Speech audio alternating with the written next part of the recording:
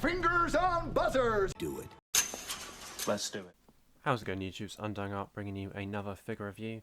Today I bring you the Bandai Tamashii Nations S.H Figuarts Obi-Wan Kenobi, or Kenobi, series on Disney Plus Darth Vader. This is quite possibly the best 1/12 Darth Vader ever, and I don't actually think a company could top this unless it did like an ultimate version that came with like a swappable older Anakin head, a younger Anakin head,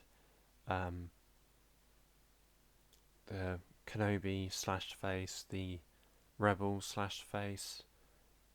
Yeah, just unless they went absolutely overboard and gave him all the swappable parts necessary to make even like the Battle Damage Force Unleashed look, I don't think this figure can be dethroned. So, with that high praise out of the way, let's get on into the figure. I mean, just tell me that isn't Darth Vader. That looks absolutely phenomenal. I'm so happy with this. And the fact that we finally have soft goods tunic and we don't have to customise it for once, and the soft goods is wired, it's just an absolute dub. And I haven't even posed him yet, so I'm excited to do that. And the cape drapes nicely. That was good timing, just got a knock at the door. Anyway, so the cape is also very good. It's wired in multiple places, like 1, 2, 3, 3 in the middle, and then on the outside and all the way down at the bottom. And then also the tunic is, or skirt or camo, whatever you want to call it, is also wired. And then just the details is just his Darth Vader. He's got this style gloves, which is like A New Hope look, because as you know, Kenobi takes place near to A New Hope than it does to Revenge of the Sith. And the nice glossy boots. As you can see, his cape is nicely wired. It does sit weirdly at the top of his neck, but I've actually learned to live with it a lot, and now I really like this cape. And because it's wired, it's got like a really strong wire as well, so you can get some really cool dynamic poses out of it. Though obviously I'm butchering it, trying to show it off. I mean, that looks silly because I'm not making his skirt blow either. I mean, that wasn't much effort, but it looks cool. We'll look at the accessories next. So he comes with a pair of fisted hands, as you can see on there. He also comes with a hilt to tab onto the belt. He also comes with a pair of open hands that are angled, so you can use these for force gripping or relaxed poses, or what I think you're supposed to do is use this for grabbing his belt, that he does that pose in a few of the original trilogy films. Comes with a pair of trigger finger hands / lightsaber gripping hands, so again you can use this for choking, gripping the lightsaber in a different way, and also you can have him using a blaster if he so wished. Up next we've got the Vader pointing hands. Absolutely iconic for a man of authority like him. He loves pointing at people and telling them not to fail him, etc., and not to underestimate him. He comes with grasping hands, so you can use this to look like he's grasping someone physically, or force pushing, etc., using the force, lifting, just all around magic type hands. I really do like the gloss to this. It looks it looks very cool. Comes with another open pair of hands. Again, nice gloss finish to this. My phone does not want to focus because it's got such a gloss finish I should say. And then lastly you got your bog standard gripping lightsaber hand, which is very cool indeed. So that's the hands out of the way. He also comes with a swappable chest box to give him that damaged Kenobi look from the finale, where Kenobi somehow beats him. He comes with a lightsaber blade to plug into the lightsaber hilt. and this one's for holding, so you can have it unignited or ignited, but you could also use that one because it's the same thing, apart from the one on the belt has a little hole here to tab into the belt. He comes with what everyone predicted is going to happen, a red swooshing effect. I really like they've started to do this. So they initially did it with Kenobi and Luke Skywalker, and now they're doing it with Darth Vader, and I'm pretty sure the 2.0 version of Darth Maul is also going to come with actually going to come with 2 swoosh blades, which would be very cool for dynamic poses. And lastly, here we have the damaged Anakin mask, I should say, from the Kenobi series. I think it's got a really good likeness to Hayden Christensen. I just love the damage of it. I know like there should be like maybe some scorch marks, so to speak, to show that it's just happened, but it works well enough, and there is some bronze on the outside to emulate the metal scratching. And then, just because I have it nearby, here is my custom head sculpt from Oribus, painted by me. So obviously the red lens is inaccurate, but I like the red lens, so that's why I did that. And then the official on the right.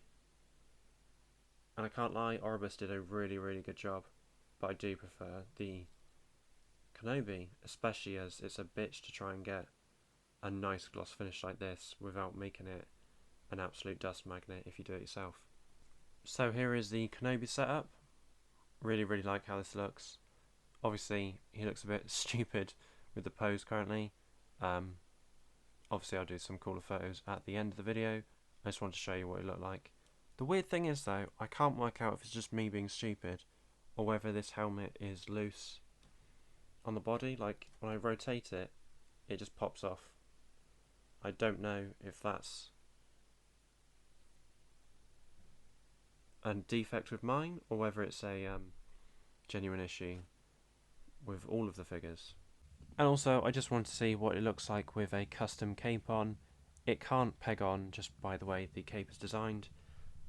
It's a metal wire going right through, so I can't actually peg in the head sculpt unless I push out the wire. Well, aside from the tiny bit of metal that you see in the middle, that looks pretty cool. In fact, oh, I love that. I think that's better than the default cape. This is by my friend on Facebook.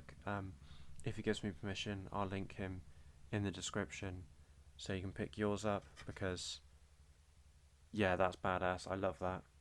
I think that might even be... I think I even might prefer this over the stock. Oh, I'm so torn. Oh, I don't know. So on to articulation. I've kept the cape off so it doesn't get in the way, but as you saw, the cape is wide in 3 places and then all the way around the outside. So the head sculpt, nice rotation. Somehow it's got tilt even though it's a helmet, so that shouldn't really be a thing. Looks down an okay amount and doesn't look up, but I'm not sure Darth Vader can actually look up. Then full 360 in the arms, and there is a shoulder pads do get in the way slightly, so not that much out, unless, can you change the position? If I do that, there we go. So if you change the position of the shoulder pads, they do get out a little bit further to 90 degrees. And then there is a butterfly joint that works very well. I really like that. A double jointed elbow. God, I really love the gloss on this figure. A bicep swivel. And then of course ball jointed wrists, but they are fairly limited because they're sunk into the gloves quite far for some reason. Torso, Leans back a decent bit. My hand just locked up. Moves down a decent bit. And then tilt. So overall pretty good. Legs. Let's get the camera out of the way. There is a drop down hinge, so he does... Oh, it's kind of like a Y joint though. That's a bit of a shame. Why do they have to do this? No pun intended. But yeah, Y joint. Almost does the splits. There is a hidden bicep swivel, which is what you want. And then a double jointed knee. Pretty good. And not much in terms of foot, but gets the job done. On to size comparisons. Here he is with my custom S.H Figuarts. We have the... bollocks, I forgot which one that is. Return the Jedi 2.0 with a custom cape by my friend and custom cameras by Cosmic Capes. And then on the right hand side we have the A New Hope version, again with a cape by my friend and Cosmic Capes camera. And as you can see, while the Vaders are very, very cool, I think that one was my favourite for a long time. It's been dethroned. I love this so much. And here's some more size comparisons. Here he is with his adopted children. Not really though. Here he is with Starkiller and Luke Skywalker. Again, I really like the height with this. I think Starkiller and Luke are supposed to be similar height, so this doesn't bother me whatsoever. And the fact that he's more imposing compared to all of them works beautifully, in my opinion. Now onto some Kenobi customs. Here he is with my custom Black Series 5th brother and the S.H Figuarts Obi-Wan Kenobi from the Kenobi series. Again, really like the height. I sound like a broken record at this point. Penultimately, here is the Black Series Grand Inquisitor and the Black Series Reaver. Again, customs because they have Ironheart Customs capes, and I repainted the Grand Inquisitor's face, and I gave Reaver some Sith eyes because she needed something cool about her. Last but not least, here he is, my S.H Figuarts Vastilaire Punisher and my Marvel Legends mascot Punisher.